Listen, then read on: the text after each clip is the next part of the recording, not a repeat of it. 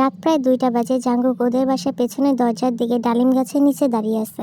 যারাকে সে কখন আসতে বলছে কিন্তু এখনো আসতেছে না। প্রায় 15 মিনিট পরে যারা আসে।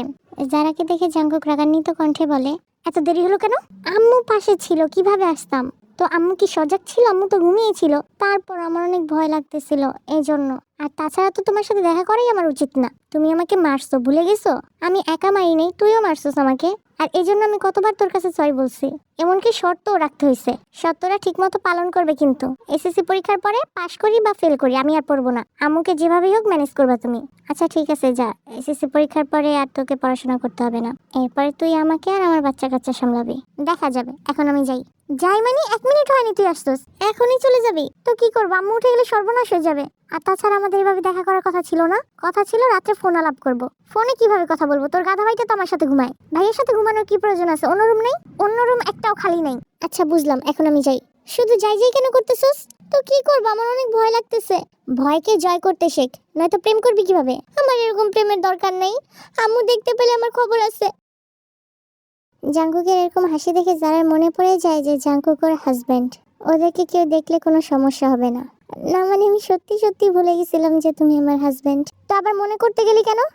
মানে মানে তুই আমাকে হাজবেন্ড কেন মনে করস? আমি তোর হাজবেন্ড না, আমি তোর বয়ফ্রেন্ড। ও আচ্ছা, আগে যেভাবে ভয় পেয়েছিলি ওইভাবে ভয় পা। কেন? লুকিয়ে দেখা করে ভয় না পেলে প্রেমটা আসলে জমে না। বুঝলাম না, একবার বলো ভয়কে জয় করতে, আবার বলো ভয় পেতে। দুইটাই করবি। ভয়ও পাবি আবার ভয়কে জয়ও করবি। মানে মানে ভয়কে জয় করে আমার সাথে দেখা করতে আসবি, আবার একটু আগের মতো ধরা পড়ে যাওয়ার ভয়ও পাবি। প্রেমের মধ্যে টুকটাক ভয় না থাকলে প্রেমটা আসলে জমে না রে। অতিরিক্ত মশার কামড়ের কারণে বিয়ের ঘুম ভেঙে যায়। ঘুম ভাঙতেই পাশে জাঙ্কুককে না দেখেও কিছুটা চমকে যায়। পরে ভাবে হয়তো বা বাসায় চলে গেছে।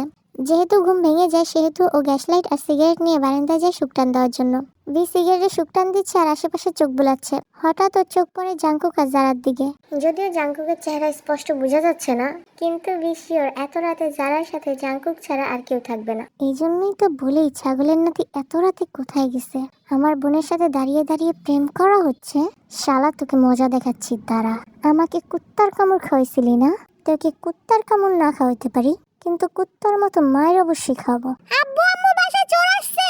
রিয়া চিৎকার শুনে এই বাড়ি ওই বাড়ি দুই বাড়ির মানুষই উঠে যায়। আর জাঙ্কুক যারা অনেকটা ভয় পেয়ে যায়। চোর আসছে কোথায়? যাই হোক যারা, আমি চলে যাই। বাড়ির সবাই উঠে গেছে, তারা দেখার আগে আমাকে বাসায় যেতে হবে। তো দেখলে কি হয়েছে? তুমি তো আমার জামাই না, ভয় পাওয়ার কি আছে? আবার বলে জামাই, তোকে না বলছি আমি তোর জামাই না? ও সরি, ভুলে গেছি, তুমি তো আমার বয়ফ্রেন্ড। আচ্ছা ঠিক আছে, তাড়াতাড়ি যাও। এরপরে যারা দৌড় দিয়ে বাসার ভেতরে চলে যায় আর জাঙ্কুকও দেয়াল টপকে বিদের বাসা যাওয়া ধরে। কিন্তু এর মধ্যে হঠাৎ করে কারেন্ট চলে যায়। অন্ধকারের কারণেও কাঁটা গাছের উপরে পড়ে যায় আর গাছের কাঁটা ওর বামের মধ্যে ঢুকে যায়। ও মা গো, আমার পাছাটা গেল রে। শালার কারেন্ট, তোকে এখনই যেতে হলো। যারা বাসার ভিতরে ঢুকতে আয়ুর সাথে দেখা হয়ে যায়। আয়ুকে দেখে ও অনেকটা ভয় পেয়ে যায়। ও ভয়ে ভয়ে বলে, আম্মু বিশেষ করো, আমি যেতে চাই না, হাবি জোর করছে। কিন্তু আয়ু যারার কোনো কথাই খেয়াল করে না। ও যারাকে বলে, তোর হাত খালি কেন? খালি কেন মানে কি থাকবে হাতে? কি থাকবে আবার জিজ্ঞাসা করতেছে? আরে বলতেই বাসায় চোর আসছে, তাড়াতাড়ি বাস নে। হ্যাঁ নিতেছি, তুমি যাও। আচ্ছা তাড়াতাড়ি আয়। এরপরে আয়ু তাড়াহুড়ো করে বাসা থেকে বের হয়। বের হয়ে অন্ধকারে জাঙ্কুককে দেখে ও চোর ভাবে। ওইদিকে লিসা, জেহব, জিন আর এমোরাও বের হয়। আয়ু ওদেরকে ডেকে বলে, তোমরা সবাই এদিকে আসো, চোর এইখানে। আয়ুর কথা শুনে ওরা সবাই বাঁশ, লাঠি, ঝাড়ু নিয়ে আসে আর এসেই চোখ বন্ধ করে জাঙ্কুককে চোর ভেবে মারতে শুরু করে। বেচারা জাঙ্কুক চিৎকারও করতে পারতেছে না, কারণ ও তো যারা প্রেমিক, ও কিছুতেই নিজেকে ধরা দিতে পারে না। ও শিট, আমার হাবি তো থুকু, আমার বয়ফ্রেন্ড তো মার খাচ্ছে, আমি এখন কি করব? প্লিজ আমার বয়ফ্রেন্ডকে তোমরা মেরো না, ছেড়ে দাও প্লিজ। না, যারা এখানে দাঁড়িয়ে মিনমিন করে এসব কথা বলে লাভ নেই, কিছু একটা করতে হবে, নয়তো ওরা আমার বয়ফ্রেন্ডকে মেরে ফেলবে। আর আমার বয়ফ্রেন্ডকে মেরে ফেললে আমার সাথে প্রেম কে করবে? তোমরা কে কোথায় আছো? আমাকে বাঁচাও, আমি মরে গেলাম। যারা চিৎকার শুনে সবাই জাঙ্কুককে মারা বন্ধ করে যারার কাছে চলে আসে। আর এই সুযোগে বেচারা জাঙ্কুক কোনো রকমে দেয়াল টপকে ভিদের বাসায় চলে যায়। কিরে কি হয়েছে তোর? দেখো না আম্মু কত বড় টিকটিকি, আমাকে মেরে ফেলবে। এর জন্য তুই এইভাবে ডাকতেছিলি? আর আমরা চোরকে ছেড়ে তোর কাছে চলে আসছি। বিয়ের বাবা তাড়াতাড়ি দেখো তো চোর চলে গেছে কিনা। না, তোমার জন্য বসে আছে, তুমি খাবার দাবার খাওয়াবে এই জন্য। আজেরে কথা না বললে তোমার ভালো লাগে না না? আজেরে কথা কি বললো? ঠিকই তো বলছে, চোর কি এখনো বসে থাকবে তোর জন্য? আর যারা এটা কি করলি তুই? আচ্ছা যাওয়ার হয়েছে, বাদ দে, যে যার রুমে ঘুমাতে যা। বাবা, আমার বোনের মাথায় তো সেই বুদ্ধি, কি টেকনিক খাটিয়ে নিজের জামাইকে বাঁচিয়ে নিল। আচ্ছা আমি তো একটা কথা ভুলেই গেছি, জাঙ্কুক তো যারার হাজবেন্ড, তাহলে ওইভাবে পালালো কেন? ও তো বলতেই পারতাম জাঙ্কুক, কিন্তু ও কোনো কথা না বলে নীরবে মার কেন খেলো? আজকে যারা জাঙ্কুকের সাথে ঘুরতে বের হবে, এই জন্য ও একটা লাইট পার্পল কালারের শাড়ি পরেছে, সাথে ব্ল্যাক কালারের হিজাব, আর কিছুটা সেজেছে। ও জাঙ্কুকের জন্য কালারিং পেপার দিয়ে একটা কার্ড বানিয়েছে, আর সেখানে ছোট ছোট করে ভালোবাসার কিছু ছন্দ লিখেছে। যদিও এগুলো নেট থেকে নামিয়ে নিয়েছে, কারণ ওর পক্ষে নিজে বানিয়ে ভালোবাসার ছন্দ লেখা কখনোই সম্ভব নয়। যাই হোক, এগুলো নিয়েও তাড়াতাড়ি বাসা থেকে বের হয়, কারণ এমনিতে অনেকটা দেরি হয়ে গিয়েছে। যারা যখন বাসা থেকে বের হয়, তখন লিসা বাগানের গাছে পানি দিচ্ছিল। যারাকে এত সাজুগুজু করে বের হতে দেখে ওর কিছুটা সন্দেহ হয়। ও আয়ুর কাছে এসে বলে, যারা এত সাজুগুজু করে কোথায় গেল? স্কুলে গেছে, কিন্তু আজকে তো স্কুল বন্ধ। স্কুল বন্ধ? কিন্তু ও তো বললো আজকে স্কুল খোলা। ও বললো আর তুই বিশ্বাস করে নিলি? এখানে অবিশ্বাসের কি আছে? ও কি আমাকে মিথ্যে কথা বলবে? আর তাছাড়া আজকে বুধবার, বুধবার কোন স্কুল বন্ধ থাকে? আরে গাধি, আজকে 26শে মার্চ, স্কুল বন্ধ। আমি গাধি না, তুই গাধি। 26শে মার্চ স্কুল বন্ধ থাকে না, ক্লাস বন্ধ থাকে। স্কুলে সকালে অনুষ্ঠান হয়, সেটা জানিস না তুই? যেখানে স্কুলের নাম শুনলেই ওর গায়ে অ্যালার্জি উঠে যায়, সেখানে বন্ধের দিনেও স্কুলে গেছে। আজকে তো ক্লাস হবে না, অনুষ্ঠান হবে, হয়তোবা অনুষ্ঠান দেখতে গেছে। আমি জীবনেও ওকে স্কুলে কোনো প্রোগ্রামে যেতে দেখি নাই, সেখানে আজকে এত সাজুগুজু করে গেল। ব্যাপারটা তো সন্দেহজনক। দয়া করে তুই আর কোনো কিছুতে সন্দেহ করিস না, কারণ একবার সন্দেহ করে পুরো ফ্যামিলি নিয়ে শ্মশান ঘাটে রাত কাটায় এসেছি। দেখ, বিয়ের ব্যাপারটা যারার ব্যাপারটা সম্পূর্ণ আলাদা।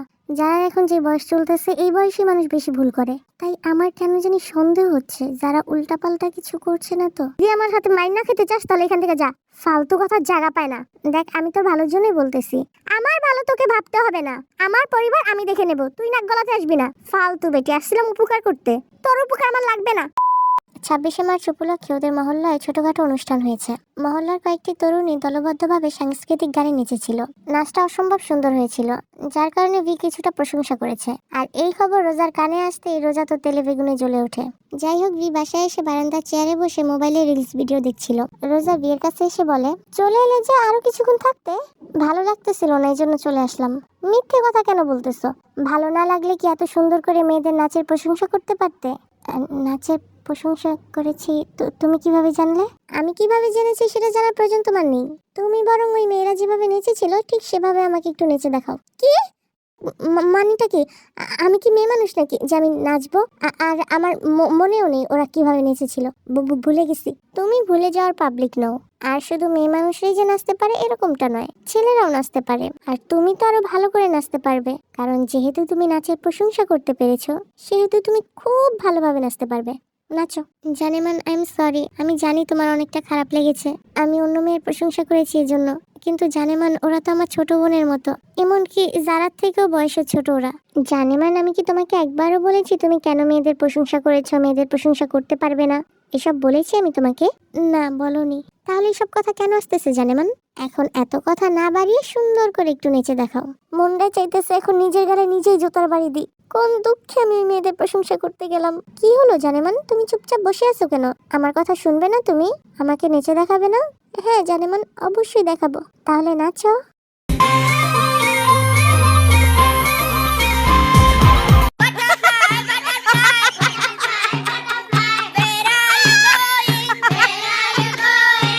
থেমে গেলে কেন? আরো নাচবো? হ্যাঁ, নাচো। চি চি চিরে নুনি চি চি চি চিরে নুনি চিরে চিরে চি।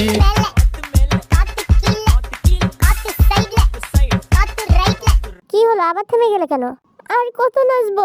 যতক্ষণ না আমার চোখে তৃষ্ণা মিটবে ততক্ষণ। প্লিজ জানেমান, এবারের মতো ছেড়ে দাও। আমি জীবনও আর কোনো মেয়ের প্রশংসা করব না। আমি কি তোমাকে নিষেধ করেছি মেয়েদের প্রশংসা করতে? না, করনি। তাহলে এসব কথা বারবার উঠতেছে কেন? আমি আর নাচতে পারবো না। নাচতে বলছি, নাচো। তারপরে আর কি, রোজার যতক্ষণ না চোখের তৃষ্ণা মেটে ততক্ষণ পর্যন্ত বেচারা ভিকে নাচতে হয়। আসলে মেয়েরা সবকিছু সহ্য করতে পারলেও নিজের স্বামীর মুখে অন্য মেয়ের প্রশংসা সহ্য করতে পারে না, হোক সে মেয়ে 10 বছরের বাচ্চা কিংবা 70 বছরের বুড়ি। জাঙ্কুক মহল্লার শেষ মাথায় যারার জন্য গাড়ি নিয়ে অপেক্ষা করতেছিল। এর মধ্যেই যারা চলে আসে। যারাকে দেখে তো জাঙ্কুক হা হয়ে যারার দিকে তাকিয়ে থাকে। অপূর্ব সুন্দর লাগছিল মেয়েটাকে দেখতে, যেন কোনো এক মিষ্টি রাতের পূর্ণিমার চাঁদ। জাঙ্কুকের এরকম চাহনি দেখে যারা অনেকটা লজ্জা পেয়ে যায়। যাই হোক, এরপরে যারা গাড়িতে উঠে বসে। জাঙ্কুক গাড়ি চালানোর পাশাপাশি যারাকে মুগ্ধ হয়ে দেখতে ব্যস্ত। আর যারা তো যেন লজ্জায় মরে যেতে ইচ্ছে করতেছে। এভাবে তাকিয়ে আছো কেন? তাকিয়ে না থাকলে আমার মিষ্টি পরিটাকে কিভাবে দেখবো? এভাবে তাকিয়ে গাড়ি চালানো উচিত না। সামনের দিকে তাকাও। কিন্তু জাঙ্কুক কি আর জারার কোনো কথা শোনে? জাঙ্কুক গাড়িও চালাচ্ছে, আবার জারাকেও দেখতেছে। আর জারা তো প্রচুর পরিমাণে লজ্জা পাচ্ছে, তাই ও গাড়ির জানালা দিয়ে বাইরে প্রকৃতি দেখছিল। একটা সময় জারা ঘুমিয়ে পড়ে, আর জাঙ্কুক ঘুমন্ত জারার মাথা আলতো করে ওর কাঁধে রাখে। तुझे इन बाहों में भर के और भी कर लूं मैं। ভি নাচতে নাচতে অনেকটা ক্লান্ত হয়ে পড়ে, তাই ও ফ্রিজের ঠান্ডা পানি খাচ্ছিল। এর মধ্যেই রোজা ব্ল্যাক মাস্ক পরে ভিয়ের সামনে দাঁড়ায়। ভি রোজাকে দেখে এতটাই ভয় পায় যে ও রোজার নাক বরাবর একটা ঘুষি দেয়, আর ভিয়ের ঘুষি খেয়ে বেচারি সেন্সলেস হয়ে যায়। এ তেরি, এ তো আমার বউ। ওই বউ, আই এম সরি বউ। হায় আল্লাহ, এটা আমি কি করলাম? এই বেটি তো আমাকে আবার নাচায় ছাড়বো। ভি রোজার চোখে মুখে পানি দিলে রোজার জ্ঞান ফেরে। জ্ঞান ফেরার পরে রোজা রেগে মেগে ভিকে চিৎকার করে কিছু বলতে যাবে, তখন ভি রোজাকে কথা বলতে না দিয়ে ও বলতে শুরু করে, জানেমান, আমি তোমাকে এত এত ভালোবাসি যে আমি কল্পনাতে অন্য কাউকে বসাতে পারি না, সেখানে বাস্তবে আমি কিভাবে অন্য কাউকে বসাবো?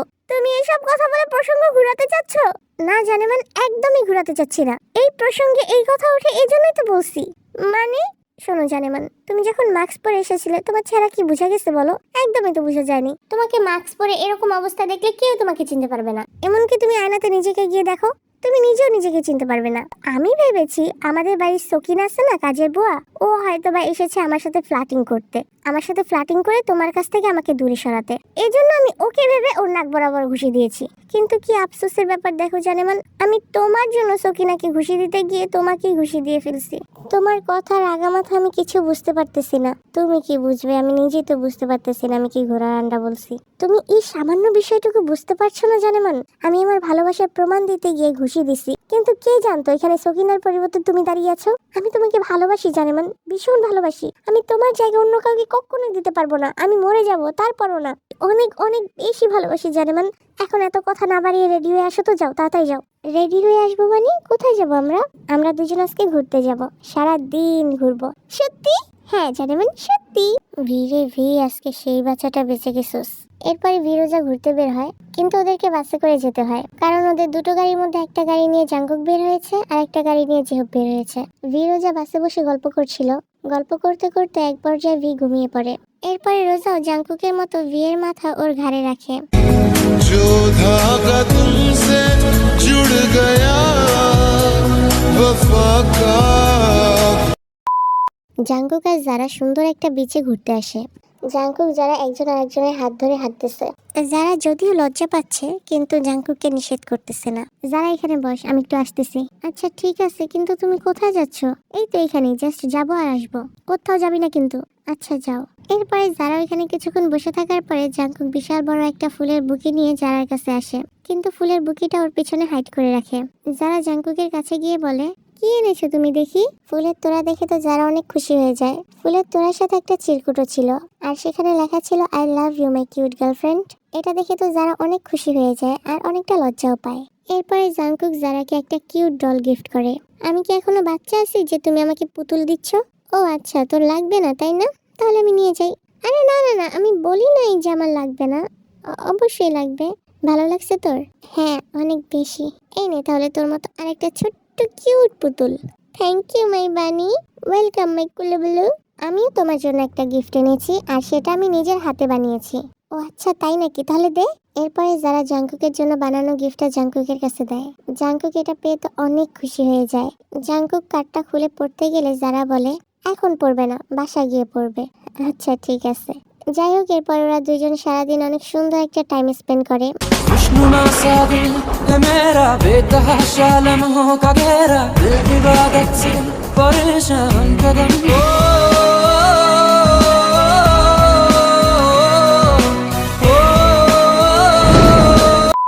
এদিকে বিয়ার রোজাও হাতে হাত ধরে ঘুরে বেড়ায়, একসাথে আইসক্রিম খায়, সাইকেল ভাড়া করে সাইকেলে চড়ে, অনেক সুন্দর একটা টাইম স্পেন্ড করে।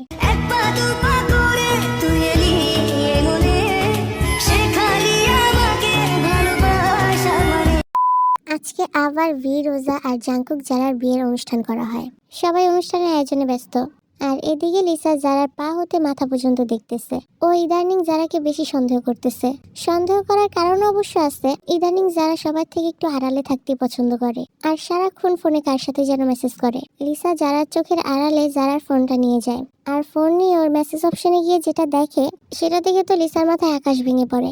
লিসা আয়ুর কাছে গিয়ে বলে, তোকে আমি ওই দিন বলেছিলাম যারাকে আমার ঠিক মনে হচ্ছে না, যারা নিশ্চয়ই কোনো উল্টাপাল্টা কিছু করতেছে। কি হচ্ছে কি লিসা, আস্তে কথা বল। পাগলের মতো কি শুরু করছিস তুই?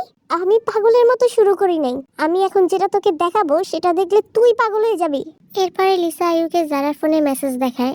এগুলো দেখে তো আয়ুর ও লিসার মতো অবস্থা হয়ে যায়। জাঙ্কুক আর যারার মেসেজ দেখে সবাই টাসকি খাবে, এটাই স্বাভাবিক। কারণ ওরা এমনভাবে এসএমএস করেছে যে কেউ দেখলেই মনে করবে যে নতুন গার্লফ্রেন্ড বয়ফ্রেন্ড। আর এখানে যারা একবারও জাঙ্কুকের নাম উচ্চারণ করেনি, আর জাঙ্কুকও নিজের নাম উচ্চারণ করেনি। যারা জাঙ্কুককে বারবার কিউট বানি, সুইট বানি এসব বলেছে। আর জাঙ্কুক যারাকে কুলুবুলু টুলুবুলু, সোনা, ময়না, পাখি এসব বলে এসএমএস করেছে। মোট কথা হলো ওদের মেসেজ দেখে বোঝার কোনো অবকাশ নেই যে এটা জাঙ্কুক। এখন কি করব, জাঙ্কুককে কি জবাব দিব আমি? দেখ লিসা, হয়তোবা আমরা একটু বেশি সন্দেহ করতেছি। এটা তো জাঙ্কুকও হতে পারে। তুই কি সত্যি সত্যি গাধি? জাঙ্কুকের নাম কবে তুই বানিয়ে রাখছস? আর জাঙ্কুক কখনো যারাকে কুলুবুলু টুলুবুলু সোনা ময়না পাখি বলে ডাকে? জাঙ্কুক সবসময় যারাকে ওয়াইফি বলে ডাকে। হ্যাঁ সেটাও ঠিক আছে, কিন্তু যারাকে আমি এই শিক্ষা দিয়ে বড় করি নাই যে একজন মানুষকেও ঠকাবে। তুই কি শিক্ষা দিয়ে বড় করছিস সেটা তো দেখাই যাচ্ছে। আমি বারবার তোকে সতর্ক করছি, তুই আমার কোনো কথা শুনছস? এর মধ্যে রোজা ওদের কাছে এসে বলে, আম্মু আমি রোজার রুমে এই চিঠিটা পেয়েছি। এরপরে ওরা দুই বোন রোজার হাত থেকে চিঠিটা নিয়ে পড়ে। এর মানে আরো এক সপ্তাহ আগে ওই বান্দর পোলা বানি যারাকে প্রপোজ করছে, এক সপ্তাহ যাবত ওরা প্রেম করে বেড়াইছে। আর তুই গাধি ঘরে থেকেও কিছু বুঝতে পারস নাই। আমি কিভাবে বুঝবো বল? আমি তো আমার যারাকে এইভাবে বড় করি নাই। বারবার এই একটা কথা বলবি না। তুই কিভাবে বড় করছিস সেটা দেখতেই পাচ্ছি আমরা। আম্মু খালামণির সাথে চিৎকার না করে ভাবো যে যারাকে কিভাবে আটকাবো, কারণ যারা 1 ঘন্টার মধ্যেই বানি ছেলেটার সাথে পালানোর চিন্তা করতেছে। ভি, তুই কি করে জানলি সব? আমি মাত্রই আড়াল থেকে যারার কথা শুনেছি। যারা ওর বান্ধবীর সাথে এসব আলোচনা করতেছিল। হায় আল্লাহ, ভি তুই এটা কি বলতেছিস বাবা? ভি, তোমার হয়তোবা কোথাও ভুল হচ্ছে। যারা ভুল করে অন্য ছেলের সাথে কথা বললেও আমার মনে হয় না যারা কখনো অন্য ছেলের হাত ধরে পালাবে। আমার কোনো ভুল হচ্ছে না রোজা, আমি নিজের কানে শুনেছি। আর আমি ওর মায়ের পেটের ভাই হয়ে তোর নামে মিথ্যা অপবাদ দিব না। এখন কি করব সেটা ভাবো। কি করব মানে তোরা বুঝতে পারতেছিস না? ওকে আমি খুন করব। ওর মতো মেয়ের দুনিয়াতে বেঁচে থাকার কোনো অধিকার নেই। লিসা ঠান্ডা হ। তুই এখন আমাকে বলতেছিস ঠান্ডা হতে? জাঙ্কুক ওকে এত ভালোবাসার পরেও ও জাঙ্কুককে ঠকাচ্ছে, জাঙ্কুকের সাথে প্রতারণা করছে, আর আমি কিনা ঠান্ডা হব? ঠকানোই বলিস আর প্রতারণাই বলিস, এগুলো তো প্রথমে শুরু করছে জাঙ্কুক, তাই না? জাঙ্কুক শুরু করছে মানে এত সহজেই ভুলে গেলি? তোর মনে নেই জাঙ্কুক ওকে কিভাবে বিয়ে করছে? ওর বাচ্চামোর সুযোগ নিয়ে ওকে প্রতারণা করে বিয়ে করছে। আমি কিছুই ভুলি নাই, আমার সব মনে আছে। জাঙ্কুক ওকে যেভাবেই বিয়ে করুক না কেন, জাঙ্কুক ওকে ভালোবেসে বিয়ে করেছে। কিন্তু যারা তো ভালোবাসেনি। এমনকি যারা ভালোবাসা, প্রেম, বিয়ে কিছুই বুঝতো না। এখানে তোরা সবাই জাঙ্কুকে সাপোর্ট করতেছস আর যারাকে দোষারোপ করতেছস, কিন্তু একবারও ভেবে দেখছস যারার সাথে যেটা হয়েছে সেটা অন্যায় হয়েছে? তোদের চোখে যারা দোষী হলেও আমার চোখে না। এখানে যদি রোজা হতো তাহলে একটা কথা বলা যেত, কারণ রোজা ভিকে পছন্দ করে ভালোবেসে বিয়ে করছে। কিন্তু যারার ক্ষেত্রে এরকমটা নয়। জাঙ্কুক যারাকে ভালোবাসে, এজন্য আমরা যারার সাথে জোর করে জাঙ্কুককে এক করে দিতে পারি না। যারাও একটা মানুষ, ওরও ভালোবাসার অধিকার আছে। হ্যাঁ মানলাম জাঙ্কুক ভুল করছে, কিন্তু আমরা যারাকেও সেই ভুল করতে দিতে পারি না। কিন্তু কিছু করার নেই রে, কারণ এখন আমাদের হাতে কিচ্ছু নেই। যারাকে আমরা জোর করে আটকে রাখতে পারবো, জাঙ্কুকের সাথে আবার বিয়ে দিতে পারবো, কিন্তু এতে ওদের দুজনের মধ্যে একজনও হ্যাপি থাকবে না। তার থেকে বরং যারা যাকে ভালোবাসে তার সাথেই ওর বিয়ে হোক। আমি জাঙ্কুককে বুঝিয়ে নিব। জানি কিছুটা কষ্ট হবে, ছেলেটা অনেক ভালোবাসে তো। আমি বেঁচে থাকতে এটা কিছুতেই সম্ভব নয়। আমি এই বিয়ে কোনোভাবেই হতে দেব না। তুই কিচ্ছু করবি না লিসা, আমার পরিবার আমি বুঝে নেব। তোর এই একটা কথার জন্য আজকে এত দূর গড়াইছে। আর যারা আমার মেয়ে সেটা তুই ভুলে যাচ্ছিস। আমি ভুলি নেই যারা তোর মেয়ে, কিন্তু তুই ভুলে যাচ্ছিস তুই ওকে পেটে রাখলেও 10 বছর বয়স থেকে ওকে আমি বড় করছি। তাই ওর প্রতি তোর থেকে আমার মায়া এক অংশেও কম নয়। আমি আমার মেয়েটাকে অশান্তিতে ভুগতে দিতে পারি না, না আমি আমার ছেলেকে অশান্তিতে থাকতে দিতে পারি। তোরা কেউ কিচ্ছু করবি না, খবরদার। যারা যেটা করতে যাচ্ছে যারাকে করতে দে। কিন্তু আয়ু তুই আমার কথাটা শোন প্লিজ লিসা, আর একটা কথাও বলিস না। ওকে আমি কখনোই নিজের ছেলের বউয়ের মতো করে পালি নাই, আমি ওকে নিজের মেয়ের মতো করে পালছি। তোকে আমি বলে বুঝাতে পারবো না যে ওর প্রতি আমার কতটা মায়া। আমারও ইচ্ছে করে না আমার মেয়েটা আমার থেকে দূরে চলে যাক। আমার খুব কষ্ট হচ্ছে, আমার কলিজাটা ফেটে যাচ্ছে, কিন্তু কি করব, আমার কিচ্ছু করার নেই। কারণ সবার আগে আমার মেয়ের ভালো থাকা, তারপরে সব। তাই প্লিজ তোরা কিচ্ছু করবি না। এই কথা বলে আয়ু এখান থেকে কান্না করতে করতে চলে যায়। আয়ু চলে যাওয়ার পরে লিসা বলে, মানলাম জাঙ্কুককে প্রতারণা করে বিয়ে করছে, এই জন্য ও অন্য ছেলের সাথে পালিয়ে যাওয়ার সিদ্ধান্ত নিছে। কিন্তু এই সিদ্ধান্ত নেওয়ার আগে ওর একটাবারও আয়ুর কথা মনে পড়েনি, যে এই মানুষটা ওকে কতটা ভালোবাসা যত্ন দিয়ে বড় করছে। একটাবারও মনে পড়লো না ওর কতটা পাষাণ মেয়ে জন্ম দিছি আমি। ভেবেছিলাম বিয়েটা আটকাবো, কিন্তু আটকাবো না আমি। ওর ভালো যখন ওই বোঝে নাই, তো আমি কেন বুঝতে যাব? কোনো দরকার নেই। এরপরে লিসাও চলে যায়। তোমরা কিছু করো আর না করো, আমি তো অবশ্যই করব। আমি যারাকে কিছুতেই পালাতে দেব না। এই জন্য আমাকে যা করতে হয় আমি তাই করব।